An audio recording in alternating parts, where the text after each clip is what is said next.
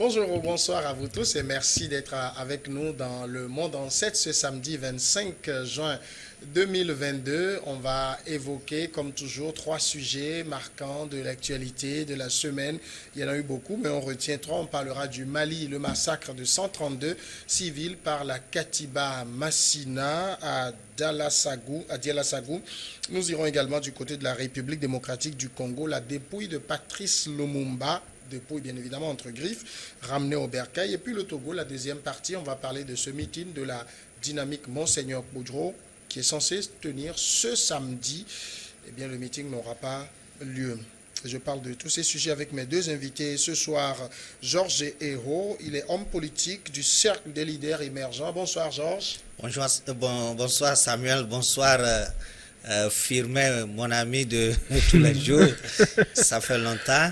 Et bonsoir à tous les téléspectatrices, tous les téléspectateurs de New World TV Info. Et vous êtes également l'adjoint au maire de la commune Cloto 2. Cloto 2. Face à vous, Firmin Teko Agbo, chroniqueur politique. Vous dirigez également le Centre de recherche et de géopolitique internationale, Firmin Teko Agbo. Merci d'être notre invité. Merci, ça fait plaisir. Merci de m'avoir invité. Je suis très honoré de partager ce plateau avec Georges Hérault.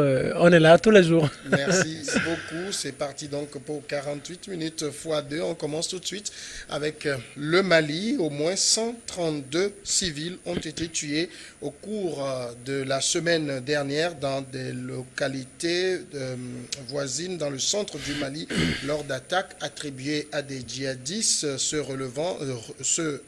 réclamant de la Katiba Massina. Les tueries ont été perpétrées à Dialassagou et dans deux villages proches, Diaweli et Dessagou, dans le centre du pays, un des principaux foyers de la violence qui ensanglante le Sahel depuis des années. Les violences continuaient donc lundi 20 juin, selon un élu local s'exprimant sous le couvert de l'anonymat.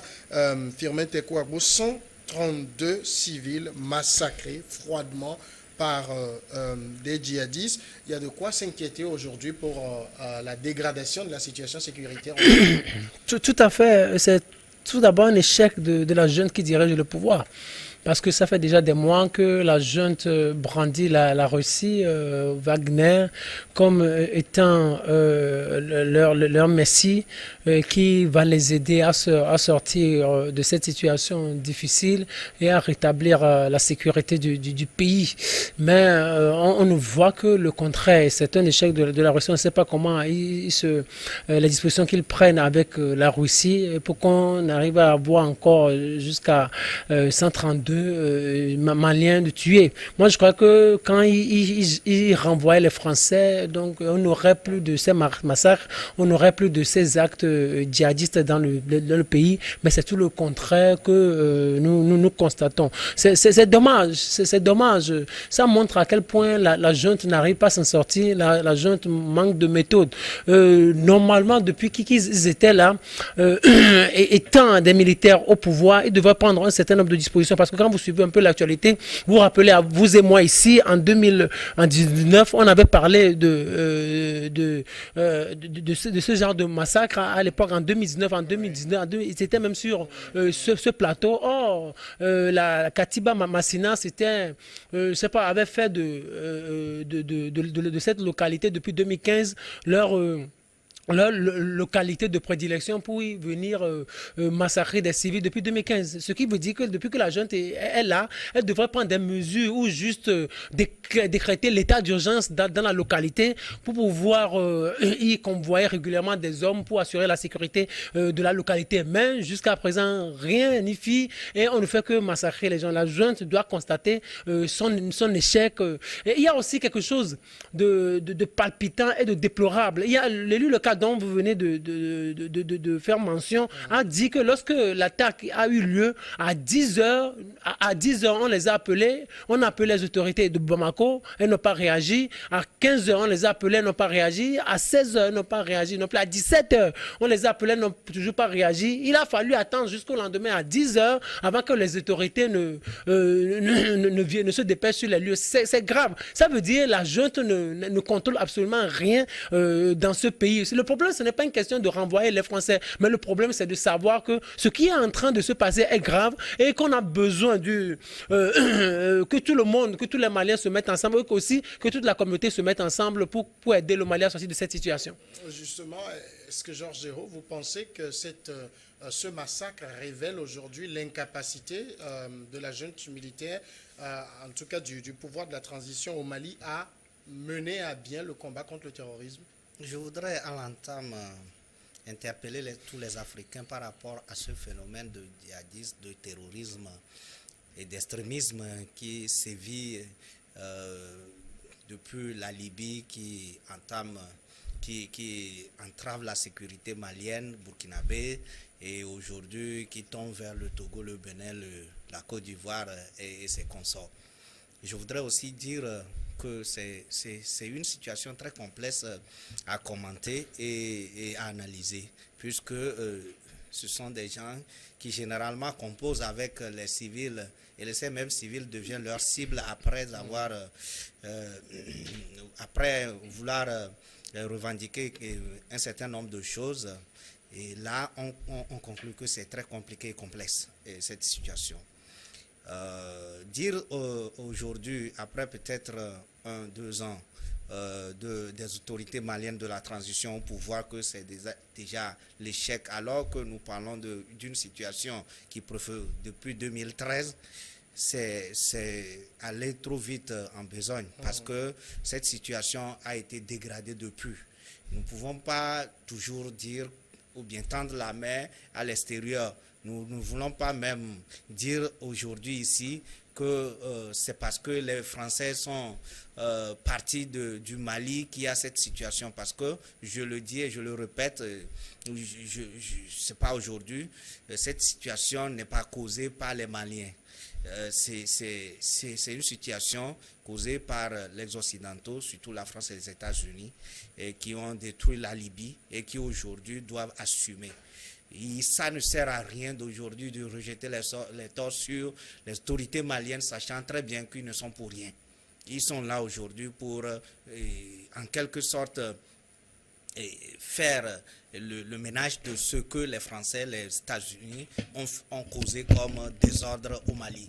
Et donc, il ne faut même pas qu'on y parle de leur départ ou que de leur de rester ou de quoi que ce soit. Aujourd'hui, je ne refuse pas, je ne suis pas de ceux qui pensent qu'il faut être contre les Français, il faut les jeter, il faut les faire. Non, je ne suis pas de Saint-Jean, mais je me dis tout simplement que ce ne sont pas des débats à faire, parce que si vous avez brûlé la maison d'une personne et qu'il est sous la pluie, ne soyez pas loin pour se moquer de cette dernière, ou bien lorsqu'il se démerde de construire quelque chose, ne soyez pas loin pour se moquer de ces dernières-là. Parce que vous avez consciemment, volontairement brûlé sa maison. Vous avez volontairement détruit sa maison. Et donc, vous êtes coupable et vous devez assumer. Aujourd'hui, les Maliens sont dans ce cas. Et c'est les Africains. Ça me fait mal. 132 personnes, tout un village décimé par des hommes sans foi ni loi, etc. Ça fait mal parce que c'est des Africains. Les Maliens, ce sont nos frères, ce sont nos sœurs. Ça fait mal. Quand nous parlons avec beaucoup, portons des gants avant de parler. Parce qu'il y a beaucoup de choses que nous ne pouvons pas savoir. Il y a beaucoup de choses qui sont, on ne sait pas comment le dire.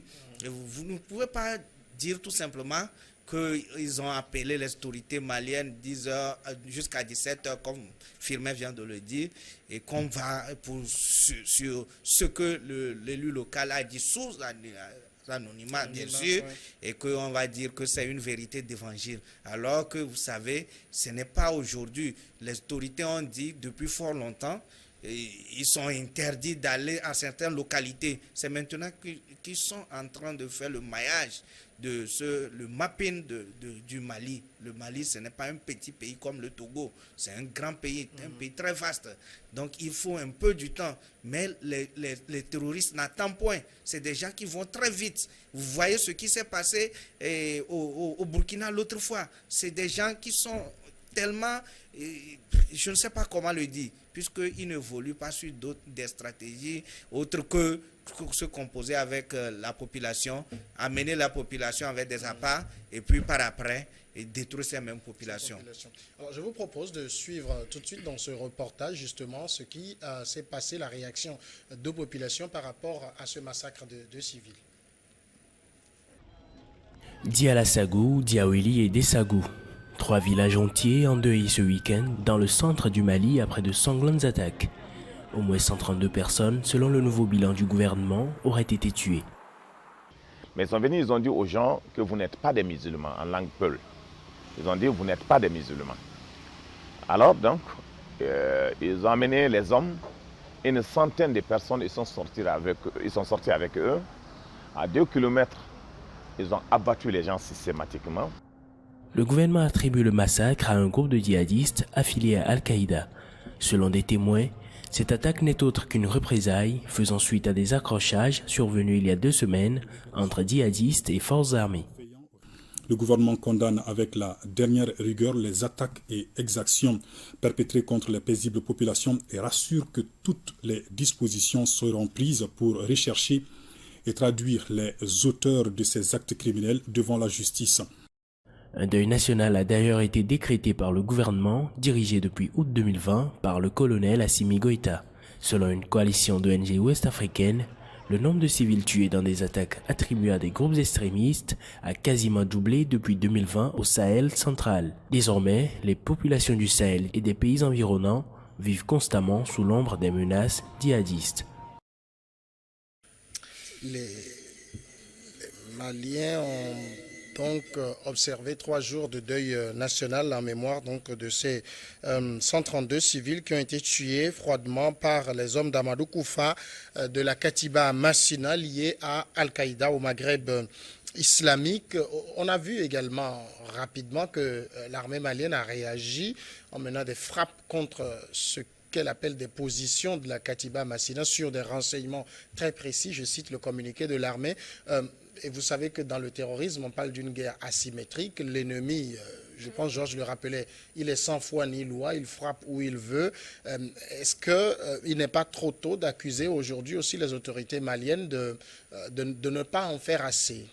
Non, pourquoi ne pas les accuser? Moi, je croyais que quand ils renvoyaient la France, quand ils renvoyaient, bien sûr, les autorités renvoyaient la France, moi, je croyais qu'elles étaient déjà prêtes. Je croyais qu'elles avaient déjà mis en place tous les dispositifs qui pouvaient leur permettre d'avoir tous les renseignements en ce qui concerne les actes perpétrés régulièrement. Moi, je donne toujours l'exemple des Occidentaux. Quand vous allez au niveau du renseignement français, aujourd'hui, on vous parle de tel nombre d'attaques qui ont été déjouées. Depuis 2015, les effectifs, il y a des effectifs qui ont été doublés à certains niveaux et des attaques djihadistes se déjouent presque quotidiennement.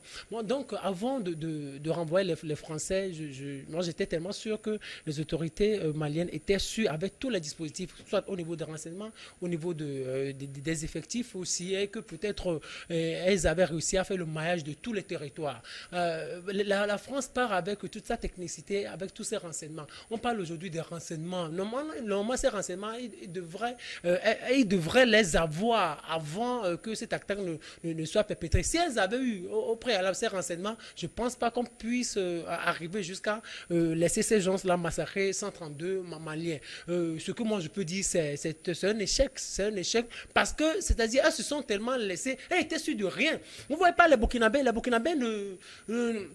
ne parle pas à corps et à cri de qui que ce soit. Les Burkinabés, je parle des autorités de la transition, elles font preuve d'une certaine sagesse au niveau à l'endroit de la communauté internationale et aussi à l'endroit des anciens chefs d'État. Elles ne se comportent pas comme des héros, des gens qui vont venir régler tous les problèmes. Les Maliens ne sont pas, excusez-moi, mais les autorités maliennes n'affichent aucune sagesse vis-à-vis de cette lutte-là. Ce qui aurait été beaucoup plus intéressant, c'est de demander à la France de revoir son partenariat avec le pays, de revoir les clauses de ces contrats qui les lient. Ce n'est pas de les chasser. On peut faire même venir toute la Russie, tout Vladimir Poutine. Je pense que le problème du terrorisme ne sera pas réglé au Mali. C'est-à-dire aujourd'hui, ceux-là qui maîtrisent le terrorisme, ce sont les Occidentaux. Le jour où les Occidentaux décideront de la fin du terrorisme, il n'y aura plus de terrorisme en Afrique.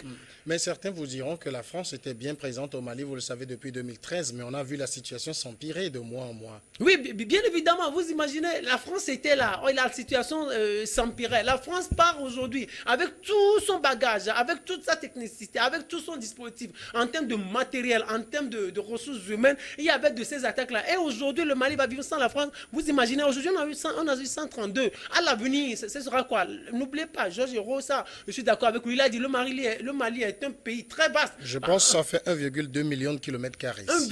Voilà, regardez, et avec probablement une dizaine de frontières. Ça veut dire que le Mali est vraiment vaste. Est-ce que ceux-là qui dirigent le Mali aujourd'hui, les femmes dont on parle, elles sont tellement efficaces pour pouvoir combattre le terrorisme? Les Russes, est-ce que les Russes sont là pour que le terrorisme prenne fin, pour que le terrorisme quitte définitivement le Mali? Moi, je ne pense pas. Les Russes aussi sont là avec leur agenda. Les Russes viennent aujourd'hui combattre tous les terrorismes ou donnent aux autorités maliennes tous les renseignements. Je pense que les Russes vont partir de sitôt, alors que ce n'est pas encore le cas. Les Russes n'ont pas encore pillé le pays. Et ils vont aussi se comporter comme l'ont fait certains Occidentaux ou continuent de le faire certains Occidentaux. Le problème, ce n'est pas d'être radical vis-à-vis de X ou de Y. Le problème aujourd'hui, c'est de savoir, de chercher à diagnostiquer le problème, les erreurs du passé avec la communauté internationale, les erreurs du passé avec les FAMA, et de revoir, de dresser une nouvelle stratégie. Ce n'est pas parce qu'on est militaire qu'on pourra régler tous les problèmes. Alors pour vous, c'est parce que la France est partie que ça se dégrade. C'est l'une des raisons fondamentales. Et aussi que les autorités maliennes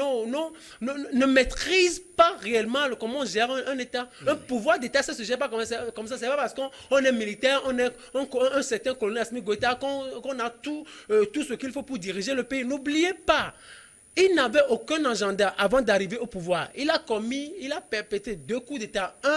Un après un second. Il a perpétré 2 coups d'État. Ce n'est pas un politicien qui était allé aux urnes et qui avait un bon programme avant de venir. Un programme en termes de sécurité, en termes d'économie, en termes de finances, en termes de transport. Il n'avait aucun programme avant d'arriver au pouvoir. C'est quand il est arrivé au pouvoir qu'il a commencé par tergiverser pour savoir comment on gère un pays. C'est maintenant qu'il est en train d'acquérir une certaine expérience. Sinon, il n'avait aucune expérience avant de venir, en ce qui concerne la gestion de l'État. Vous imaginez, il perd du temps aux Maliens. Il n'a pas l'expertise nécessaire pour diriger le Mali. Il faut qu'il fasse appel à un certain Fonia Singbe avant que la situation peut-être ne se décante. Alors, Georges Hérault, je pense que dans le Mali, en tout cas à Dialassagou, où les civils ont été massacrés, le sentiment que décrit aujourd'hui Firmin Teko est un peu ce qui est aussi partagé là-bas, puisqu'on a vu un mouvement de désobéissance civile même être lancé. C'est que pour ces personnes aujourd'hui, les autorités de la transition ne semblent pas avoir la solution au terrorisme.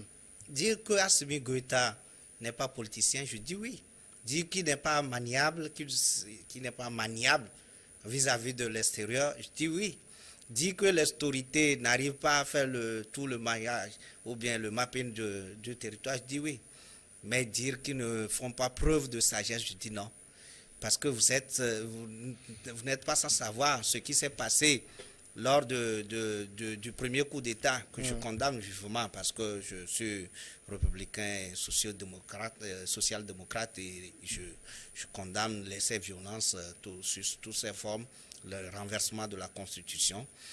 Mais dire aujourd'hui que c'est Assimi Goïta qui porte le chapeau de ce que les gens ont fait au Mali, en Libye jusqu'à présent, mais c'est ce qui m'étonne. Moi, je n'arrive pas à comprendre comment se fait-il qu'aujourd'hui, les gens ne parlent plus de comment est-ce que le terrorisme est arrivé au Mali et qu'on parle seulement que de la transition, je crois, qui tend vers 2 ans ou bien quelque chose qui dépasse 2 ans. C'est-à-dire que nous avons complètement oublié l'histoire. Nous voulons même pas, comme on le dit toujours, c'est au bout de l'ancienne corde qu'on tisse la nouvelle. Nous tissons seulement la nouvelle corde. Mais pour beaucoup de personnes, cette histoire, on la connaît. On sait que la France a mis en déliquescence la Libye. Ça a rejailli sur le Mali avec tout ce qu'on connaît aujourd'hui. Mais le problème, il est là. Il faut lui trouver des solutions. Oui, et la France voulait trouver des solutions de 2013 jusqu'en 2020. 7 ans sans solution. Maintenant, ceux qui ont pris le pouvoir 2 ans, ils sont vivement critiqués, ils sont vilipendés. Mais c'est incroyable. Lorsque quelqu'un fait déjà 7 ans avec résultats que je ne peux même pas dire ici, et qu'il y a une transition qui vient d'arriver, ça ne fait que 2 ans, on le juge et on le vilipende, on le critique avec, je ne sais pas comment le dire, alors que vous savez, comme il vient de le dire, je peux dire que c'est vrai, que si je peux conclure ce qu'il a dit, que si les Occidentaux acceptent aujourd'hui que le terrorisme va cesser en Afrique, ça veut dire qu'il y a de sabotage. Ça veut dire que des gens veulent toujours faire en sorte qu'on dise que la transition n'a pas réussi. Est-ce que les gens ne sont pas derrière ça? Parce que s'ils acceptent, comme vient de le dire ça Firmin, là, ils n'ont qu'à s'afficher publiquement, qu'on sache que ce sont des gens qui sont derrière et veulent saboter la transition. La transition, aujourd'hui, elle est là. Elle devient une réalité. Et là, on ne peut plus aller en arrière pour amener Ibeka même, qui est décédé. Et donc, aujourd'hui, c'est parti. Nous devons constater, nous sommes devant le faire. Nous faisons un avec eux. La France, comme il a dit, les uns les autres rejettent le tort. La France qui a annoncé son départ, les Choguel qui avait même dit que la France nous a abandonnés comme en plein vol. Et là aujourd'hui, les gens disent que c'est le Mali ou bien les autorités maliennes qui ont renvoyé la France. Moi, ça, de tout cela, c'est pas un problème. Il faut que nous constations qu'il y a un problème très sérieux, qu'il ne faut pas blaguer. Et là, vous ne devez pas oublier que les gens, les civils, comme la question que vous venez de me poser, les collectivités, les gens, les villageois ne vont jamais pardonner les autorités. Quand je dis entre guillemets ne vont jamais pardonner, parce que vous connaissez toutes ces communications qui vont à l'endroit de ces populations pour les faire croire à jamais que ce sont les autorités de transition qui sont leur malheur. Mais, entre guillemets, il ne faut pas les pardonner. Il ne faut pas oublier qu'il y aura aussi des manipulateurs qui manipulent ces civils-là contre les autorités. Alors que c'est d'ailleurs la proie ou bien ce qui nourrit même le terrorisme. Lorsque vous êtes contre vos autorités, ils vous récupèrent. Et là, c'est ces mêmes terroristes-là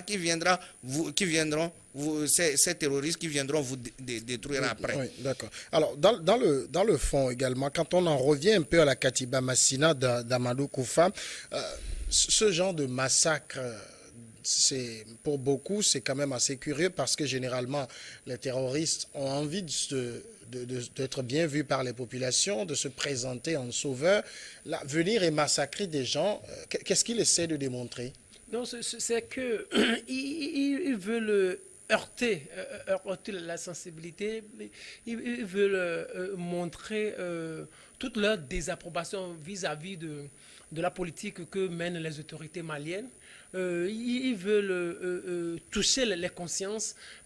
Parce que vous imaginez, on dit ils sont partis avec une centaine d'hommes.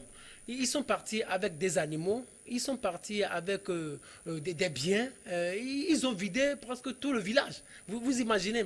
Ça veut dire que c'est un message fort qu'ils sont en train de lancer. Et aussi c'est pour dire que nous sommes là, nous sommes revenus, nous sommes toujours là, nous maîtrisons le territoire. Soit vous faites tout pour qu'on s'asseye autour d'une table de discussion, soit vous ne faites rien et on continue de vous massacrer parce que vous ne maîtrisez pas le territoire. Vous l'avez dit, le terrorisme, c'est une guerre asymétrique. Personne ne sait qui est terroriste. C'est-à-dire, on ne sait pas si c'est... Ce n'est personne, mais c'est tout le monde à la fois. C'est tout le monde à la fois. On ne sait pas. Peut-être on vit tous les jours avec les terroristes et le lendemain ou la nuit, ils se transforment en terroristes. Vous imaginez? Donc, c'est un message. Quoi qu'on puisse dire, c'est un message à l'endroit des autorités maliennes. C'est pour leur dire que par rapport à un certain nombre de revendications, soit vous vous asseyez, ou vous instaurez un dialogue, on vient, on dialogue, soit vous restez comme ça et on continue de massacrer et on va continuer de massacrer. Moi, la deuxième chose, ce que je voudrais dire à Georges Hérault et à tous ceux-là qui soutiennent les autorités maliennes, moi je n'ai rien contre les autorités maliennes. Ce que moi je leur dis simplement qu'elles ne sont pas réalistes. C'est-à-dire aujourd'hui nous sommes dans un monde bien sûr multipolaire, mais on ne peut pas vivre sans les Occidentaux. C'est-à-dire c'est comme ça le monde est construit. Et je dis toujours que le monde est à l'ouest. Le monde Vous savez est... que les panafricains ne sont pas d'accord avec ce que vous dites. Oui, bien évidemment, ils même critiquent. Vous semblez dire qu'on n'a pas une autodétermination, on est collé comme des sanctions aux Occidentaux. Oh, exactement, c'est ça. Le monde est à l'ouest. Ce sont les États-Unis. C'est l'ouest qui dirige le monde. C'est-à-dire il arrivera un moment où, lorsque la Russie va commencer peut-être pas exagérer au Mali, les Américains, les Français vont faire appel à la Russie et vont lui dire, monsieur, vous laissez le Mali, vous laissez peut-être l'Afrique de l'Ouest, l'Afrique, et on vous donne ceci, on vous sait ceci en Europe ou quelque part dans le monde. C'est comme ça. Le jour vient où les Russes seront obligés peut-être de laisser, d'abandonner les Maliens. Le monde est à l'ouest, c'est-à-dire le communisme sera toujours combattu. Que les gens le sachent. La Russie ne viendra pas régler le problème des Maliens. La Russie ne viendra pas régler le problème des Centrafricains. La Russie ne viendra pas régler le problème burkinabé. Ça n'existe pas, ça ne marchera pas. Pour le moment, le monde est à l'ouest. Le monde est aux occidentaux. Donc si vous voulez, vous êtes un État en Afrique ou ailleurs, et vous voulez aller contre les idéaux démocratiques, je dis bien, les idéaux démocratiques, vous voulez épouser, entre guillemets, le communisme, même si vous ne l'affichez pas, vous serez toujours combattu et vous aurez toujours des problèmes. Parce que ceux-là qui ont les meilleurs renseignements, ce sont les Occidentaux. La Russie, avec le KGB à l'époque, tout ça, aujourd'hui, la Russie est performante en termes de renseignements. Mais vous imaginez ce que les États-Unis dépensent en termes de renseignements en un an, c'est ce que toute l'Europe dépense en 10 ans. Le budget armé des États-Unis, c'est plus de 730 milliards par an. Or, la Russie se trouve peut-être en 3e, 4e position avec 200 et quelques milliards. Vous imaginez, ceux qui dirigent le monde, ce sont les Américains. Donc, le jour où la France peut-être sera fatiguée, la France, qui est dans l'OTAN avec les États-Unis, va faire appel aux États-Unis. Et les États-Unis vont conclure un accord, peut-être avec la Russie, et la Russie va abandonner le Mali. Moi, je voudrais dire aux Africains, aux Maliens, qui soutiennent les autorités, si vous voulez, si vous avez tous les moyens pour pouvoir combattre, pour pouvoir assurer votre survie, votre développement, vous pouvez dire niet à un pays occidental. Vous imaginez ça, si vous dites non à la France, ça veut dire vous dites non à l'Union européenne. La France, c'est le deuxième pays, c'est la deuxième puissance de l'Union européenne. La France, c'est la 5e puissance du monde. La France, elle a ses alliés. La France a toute l'Union européenne, l'Allemagne dans sa poche. Donc si vous dites non à la France, ça veut dire que vous avez toute l'Union européenne derrière vous. Autre chose, l'architecture de paix et de sécurité de l'Union africaine, elle est financée à 98% par l'Union européenne. Ça veut dire la France, l'Allemagne et les autres pays. Donc vous ne pouvez pas dire non à la France comme ça et on va vous laisser vous regarder comme ça. Donc le problème du Mali, c'est de vouloir son indépendance. Le problème du Mali, c'est de vouloir son indépendance. Et de ces attaques-là, mais ce n'est pas que je suis un mauvais prophète, ces attaques-là vont se multiplier à l'avenir ici, il ne faut pas attention. Réaction de Georges-Hérault. Non, en fait, je suis très heureux de voir le scénario, l'image, la vidéo projetée par Firmin au Mali, parce que vous voyez ce qu'il a dit, c'est une vérité. C'est incontestable, c'est ce qui se passe réellement. Mais est-ce que c'est normal? Est-ce que c'est normal? En fait, vous voyez, le monde est à l'ouest, alors que nous avons aussi notre monde. Nous avons notre continent, nous avons notre mode de vie, nous avons nos cultures, nous avons tout ce qu'il faut pour vivre en Afrique. Mais le monde occidental ne voudrait pas nous laisser tranquilles. C'est tout ce qu'il a décrit. Et il ne nous laissera pas tranquilles, comme il a dit. Et ils passeront par tous les moyens pour attaquer les populations ou bien les pays qui veulent leur autonomie vis-à-vis du monde occidental. Et c'est malheureux, cette histoire. On va passer maintenant au second sujet, c'est la République démocratique du Congo. On parle maintenant du retour de la dépouille, bien évidemment, entre griffes, je le dis, de Patrice Lumumba, qui est revenu en RDC. C'était mercredi 22 juin 2022. Ce retour marque le début d'une tournée d'une dizaine de jours à travers le pays, l'occasion de rendre les hommages au premier ministre de la République démocratique du Congo, père de l'indépendance de ce pays également très vaste. Il a été tué, assassiné par les Belges il y a 61 ans. J'ai envie, Georges-Hérault, de vous faire réagir d'abord sur l'expression dépouille. Ce qui est ramené, c'est une dent supposément appartenir à Patrice Lumumba. Il n'y a pas eu de test ADN pour le confirmer. Est-ce que vous avez le sentiment qu'on est en train de se foutre des gens? Ou pour vous, c'est un événement historique? C'est difficile à dire. Parce que nous venons de terminer avec le Mali. J'ai comme l'impression que le monde qu'on voudra pour l'Afrique demain, c'est aujourd'hui, on doit commencer à le construire. Et celui qui est un esclave, qui ne se rebelle pas pour sortir de ses liens, et devait toujours se retrouver dans ces liens.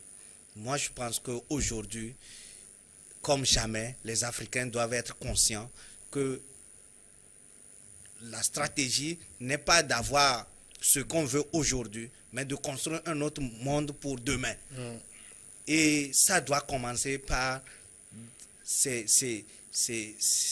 révolutionnaires comme Assimi Goïta. Ça doit commencer. Parce que vous voyez, on parle de Lumumba et c'est collé, c'est les Belges qui l'ont assassiné parce qu'il est père de l'indépendance à cause de sa vision. Et on ne veut pas avoir en Afrique des gens qui ont des visions, surtout panafricains. Les panafricanistes sont traqués, sont poursuivis, sont tués, sont jetés comme des rats partout.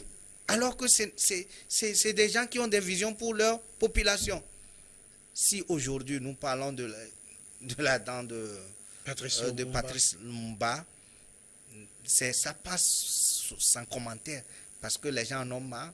Ils voulaient faire quelque chose pour que la population ne leur juge pas, surtout sur un certain nombre de choses qu'ils avaient promis. Et là, on amène ça, comme ce que on a fait au Bénin l'autre fois. On dit on a ramené des statues, on a ramené des choses, alors que ce dont on a besoin que les gens ramènent, c'est même pas ça. C'est des kermesses, c'est des théâtres, c'est des scènes montées pour dire que aujourd'hui nous sommes bien avec la RDC, nous voulons ceci, parce que l'autre fois vous avez vu je crois que c'est le président belge, non, le roi belge qui avait foulé le sol du Congo l'autre fois. C'est pour dire que les relations ont repris. Aujourd'hui il y a une autre vision de voir les choses et c'est qu'on sort. Vous voyez, c'est malheureux pour nous les Africains. Je me dis tout simplement qu'avec ce qu'ils ont fait, c'est pour montrer à la population que les Belges, ou soit les Occidentaux, ils veulent tourner la page de ce qui s'est passé et être avec le Congo. Alors que c'est faux. Aujourd'hui, il faut que nous construisons l'Afrique de demain. En tout cas, du côté de la République démocratique du Congo, le retour de cette danse semble réjouir beaucoup de personnes.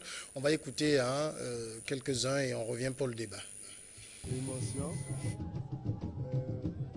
En même temps, c'est découvrir les miens. Ça renforce aussi notre détermination dans le combat que Patrice Lumumba a mené. En regardant ici comment le village se trouve, il y a beaucoup de travail à faire. Bien entendu, dans un cadre démocratique. C'est notre objectif, comme je vous ai dit tout à l'heure, c'est notre combat, que là où Patrice Lumumba soit né, ça soit bien développé, pas seulement pour l'Inde. Voilà, c'était François Lumumba, le fils de Patrice Lumumba, donc il réagissait et se réjouissait donc du retour de ce qu'on appelle la dépouille. Je ne sais pas, Firmin, moi j'ai beaucoup de mal à utiliser ce mot pour qualifier cette dent. Oui, c'est tout un symbole en fait. C'est tout un symbole. C'est un symbole tout d'abord sur le plan diplomatique. C'est comme le réchauffement de l'axe Kinshasa à Bruxelles. Le roi belge qui s'était rendu à Kinshasa il y a quelques semaines. Et après, il y a Patrice Lumumba qui est de retour. C'est tout un symbole. Vous pensez que ça, c'est Lumumba? Je ne sais pas, parce que il y a l'âme du défunt qui, pour certains, n'a jamais retrouvé la paix. On n'a pas pu faire d'expertise ADN sur la dent, de peur de la détériorer. On ne sait pas exactement s'il s'agit de sa dent ou non. Tout le monde se réjouit. Est-ce que de là où il est, Lumumba dit « je suis revenu chez moi » ? Non, tout ce qu'on est en train de faire, c'est de l'apparence. Ça n'a rien de réel. Ça n'a rien de réel parce qu'il n'y a rien qui prouve que c'est une dent de Lumumba. On est en train de construire une scène pour l'histoire. C'est tout. Sinon, ça n'a rien. Le fond, je pense que le fond n'existe pas. Parce qu'on ne voit, on ne voit pas le corps de Lumumba. Là-dedans, même, il n'y a rien qui le prouve. C'est un officier peut-être qui était présent à l'époque, qui se serait accaparé cette dent et qu'aujourd'hui, qui l'a remise aux autorités. Donc, tout ce qu'on a trouvé, c'est juste un symbole, c'est une scène symbolique. Sinon, le fond, c'est juste de l'apparence à laquelle on joue. Sinon, c'est rien. Le fond n'existe pas. C'est-à-dire, si on veut parler de dépouille, il faut en parler entre guillemets. Sinon, la dépouille en tant que telle, le vocabulaire, même le fond de ce vocabulaire n'existe pas. Sinon, maintenant, est-ce que c'est cette scène-là, je pense, j'utilise les mots de Georges Hérault, qui va effacer la mémoire des gens? On connaît comment Patrice Lumumba a été assassiné avec 2 de ses compagnons. Les Belges étaient à la manœuvre, ils l'ont découpé, ils l'ont dissous dans de l'acide pour effacer complètement sa mémoire. Moi, je vais retourner un peu en arrière. La colonisation belge a été la chose la plus odieuse qui existe dans le monde. Les mains qui ont été coupées, les jambes qui ont été coupées aux gens, c'est une dent qui va réconcilier? Mais moi, j'en rajoute. Le corps de Patrice Lumumba a été dissous dans de l'acide. Oui, je l'ai dit. Oui, vous imaginez. Donc, c'est là où je trouve les Africains un peu compliqués. Quand vous voyez, c'est comme quand on donne une certaine petite opportunité aux Africains. Ils aiment juste exprimer leurs émotions, puis c'est fini. Parler de gros français, dire que les Blancs leur ont fait du tort, et puis c'est fini. C'est-à-dire ils perdent en face des Blancs. À Bruxelles, vous avez vu la fille de Patrice Lumumba qui parlait aux Belges avec toute une émotion, avec une voix grave. Et le Premier ministre belge aussi qui a répondu avec des mots palpitants, des mots séducteurs pour séduire, éblouir et émouvoir toute la présence congolaise. Au fait, c'est ce qui plaît aux Africains, alors que on n'en a même pas besoin. Si c'est pour organiser tout ça là et avoir de tels résultats, on n'en a même pas besoin. Parce que la question fondamentale qui se pose est à double titre. La première question, c'est de dire ce que les Blancs ont fait, mais c'est-à-dire c'est un crime contre l'humanité. La deuxième chose, c'est qu'il y a une certaine trahison. Ce sont les Africains eux-mêmes qui ont trahi Patrice Lumumba. Ce ne sont pas les Belges. Les Belges sont venus accomplir leur destin, ce qu'ils avaient prévu, ce qu'ils avaient programmé, tuer Patrice Lumumba et ses compagnons. Maintenant, ceux-là qui ont remis Patrice Lumumba entre les mains des Blancs, des Belges, c'était les Africains. Et c'est un sujet phare qu'on devrait faire ressortir. Parce que c'est le même sujet que nous continuons de vivre. C'est le même sujet que nous avons vécu 2 ans après au Togo. C'est le même sujet que nous avons vécu des années plus tard à Ouagadougou avec comment il s'appelle, Thomas Sankara. Thomas Sankara a été livré, a été tué par ses propres frères. On ne verra pas un blanc parmi ceux-là qui ont tué Thomas Sankara. Donc le problème fondamental, c'est la colonisation a été un crime contre l'humanité, elle a été meurtrière. La deuxième, le sujet phare, c'est la trahison. Je ne vois pas pourquoi on ne fait pas ressortir ces sujets-là pour dire à la jeunesse africaine, chers amis, c'est comme ça vos ancêtres, vos papas, vos parents se sont comportés et c'est comme ça, ils ont aidé les Blancs à détruire l'âme du continent africain. On ne peut pas ressortir ça, on vient pleurer devant les Blancs avec de gros mots, avec une voix grave et puis on fait revenir une dent de Patrice Lumumba et puis on dit, on a réglé le problème. On dit peut-être en une semaine, on va régler cette histoire et puis c'est fini.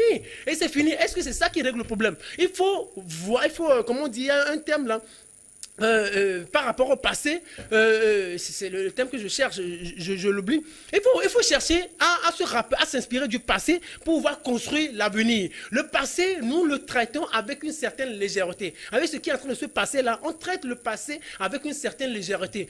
Avec une certaine légèreté, il va falloir qu'on se remette sérieusement à voir comment reconstruire notre Afrique, mais tout en nous inspirant du passé. C'est au bout, comme Georges Hérault aime le dire, c'est au bout de l'ancienne corde qu'on tisse la nouvelle. Mais la troisième chose, peut-être avant que je reviens. Alors, il y a aussi quelque chose assez dramatique dans cette mélodie qui est jouée, c'est cette difficulté aujourd'hui pour la Belgique à se regarder en face et à dire pardon.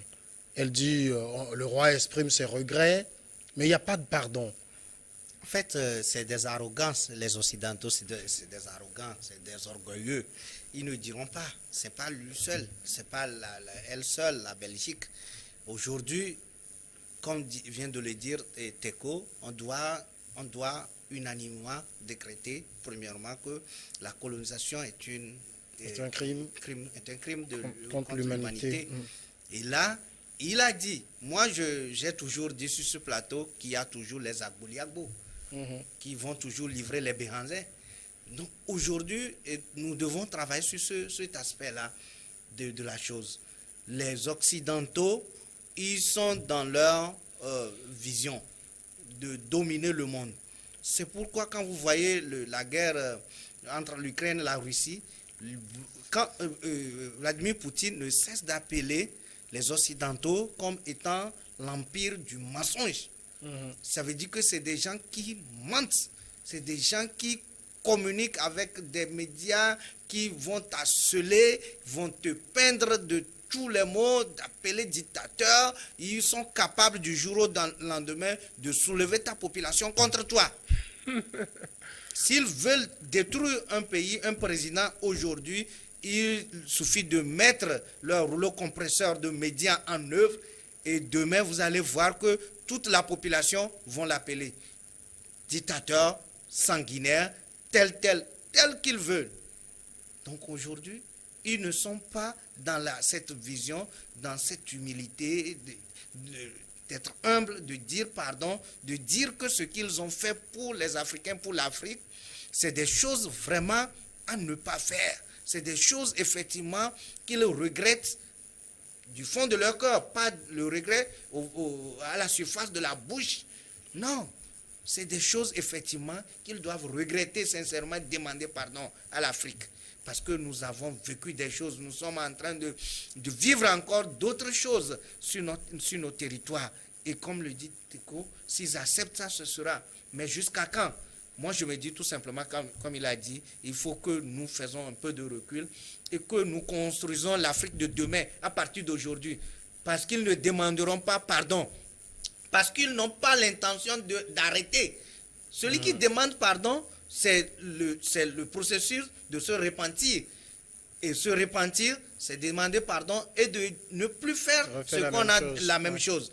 Maintenant, ils ne sont pas dans cette vision de la chose. Ils ne vont jamais demander. Ils veulent continuer.